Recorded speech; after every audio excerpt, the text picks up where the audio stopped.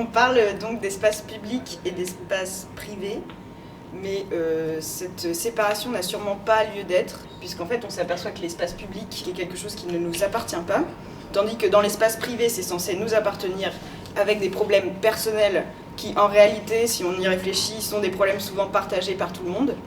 Donc nous avons décidé de changer cette différence juste en parlant d'espace commun. Et on peut penser aussi avec le lieu des effondrements de Noailles que c'est une très bonne manière d'illustrer cet espace commun, puisque c'était précédemment un espace privé qui est devenu maintenant un lieu de collectif commun de souvenirs, maintenant de lutte, et qui a mobilisé les habitants vers une nouvelle question.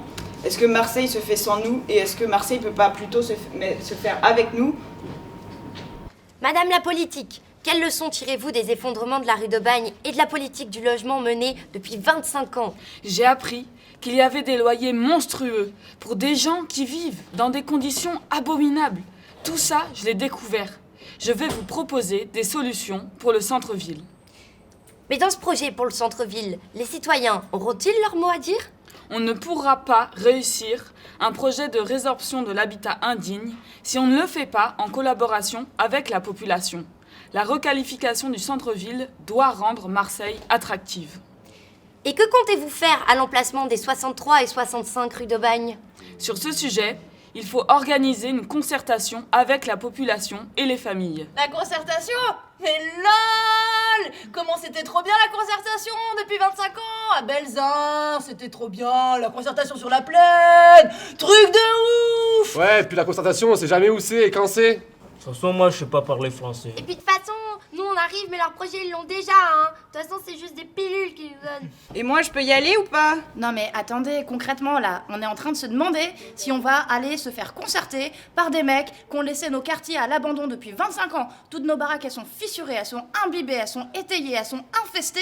Et les mêmes, on reprend les mêmes, on recommence. Ils vont venir nous demander encore un petit peu si on veut terminer d'écrire leur projet. Non mais nous, c'est fini ça. Nous maintenant, c'est à nous, on veut proposer, on veut commander, on veut décider pour nous-mêmes ce qui est bon pour nous. Et je suis sûre qu'on va s'en sortir vachement mieux. Elle a raison, ouais. Grave !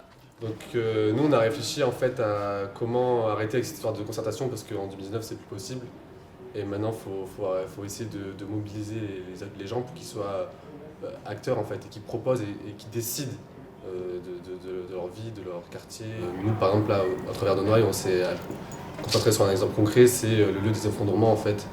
Qu'est-ce qu'on en fait et comment on prend possession de cet enjeu et comment on va décider ce qui va se passer sur ce lieu-là en fait.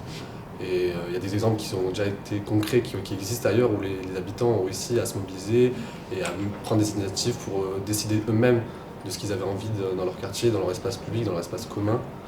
Le projet autour du lieu des effondrements, c'est pas une fin en soi en fait.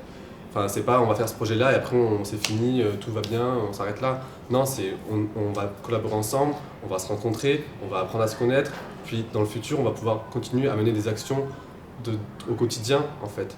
Au quotidien, à prendre des décisions pour nous, pour notre quartier en fait. Ok, comment on fait pour lancer le processus de mobilisation ? On peut peut-être commencer par des affiches et des flyers avec des messages beaucoup plus clairs que font ces politiciens habituellement. On peut s'adapter aux langues de Noailles et passer même par les commerçants que tout le monde connaît pour mobiliser mieux. Quoi d'autre ? On peut également faire des vidéos avec des témoignages de gens qui seraient directement concernés, auxquels les gens pourraient s'identifier. Des vidéos qui seraient mises en ligne, qui seraient faciles d'accès. Ça donnerait aux gens vraiment l'envie de participer et pas juste qu'ils se sentent spectateurs, mais qu'ils se sentent vraiment des acteurs aussi. Et pourquoi pas, parce que pour les gens qui ne peuvent pas forcément aller sur internet ou qui ne savent pas trop comment faire, on pourrait faire des projections en plein air sur des murs. Et puis moi, je les ai entendus la dernière fois, il y a des crieurs. Et du coup, on pourrait faire, ça pourrait être les relais pour passer les informations quand t'as pas forcément internet ou que tu sais pas lire. Ça pourrait être ceux qui font la restitution de tout ce qui se dit. Comme ça, du coup, ils remettraient le débat dans un espace commun et ce sera une vraie agora.